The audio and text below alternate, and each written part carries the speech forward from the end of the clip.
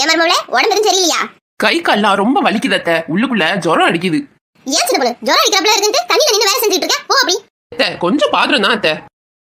சொல்லிக்கிட்டே இருக்க பேச்ச கேட்காம போ அங்கிட்டு. சின்ன பொண்ணு போய் நல்லா தூங்கு. நான் பாத்திரம் தச்சிட்டு நல்லா இஞ்சி போட்டு கசாயம் காசு கொண்டார. போய் பாடு போ. நடக்கட்டும் நடக்கட்டும். எந்த வீட்ல இந்த மாதிரி அநியாயம் எல்லாம் நடக்காதுப்பா. எத்த நானே செஞ்சிடத்த. ராதிகா வேற அங்க இருந்து வாயை பொழந்து பாத்துக்கிட்டு இருக்கா. வேணா அத்தை விடுங்க அத்தை. யார் பார்த்தா எனக்கு என்ன? மருமகளே இன்னைக்கு சோறு பொங்குறதாகட்டும் துணி துவைக்கிறதாகட்டும் எல்லா வேலையும் நான் தான் பார்க்க போறேன். நீ காலை நீட்டி ரெஸ்ட் எடு போ. மருமவளுக்கு ஒண்ணுனோனியும் எங்க அம்மா விழுந்து அடுத்து சேவை செய்யறத பாரு. எம்மா என்ன தங்கப்பில டீ காபி எதனா வேணுமா? போத நிறுத்துமா. ரொம்ப ஓவரா தான் போய்கிட்டு இருக்க. எந்த வீட்லயும் இந்த மாதிரி அநியாயம் எல்லாம் நடக்காது. உன் மருமகளுக்கு உடம்பு சரியில்லைன்னா எல்லா வேலையும் நீ தான் பாக்கணுமா? கொஞ்ச நேரம் படுத்து எழுது வந்து அவளையும் எல்லா வேலையும் செய்ய சொல்லு. இங்கே பாரு ராதிகா, இதெல்லாம் நீ பேசக்கூடாது. ஏன் மருமகளை நான் பாத்துக்கிறேன். அவ நல்ல ஆரோக்கியமா இருந்தாதான் இந்த குடும்பம் சந்தோஷமா இருக்கும். டீயை குடிச்சிட்டு உங்க வீட்டுக்கு கிளம்புற வேலையை பாரு. நல்லா இருக்க குடும்பத்துல கும்மி அடிச்சுட்டு போயிடாத.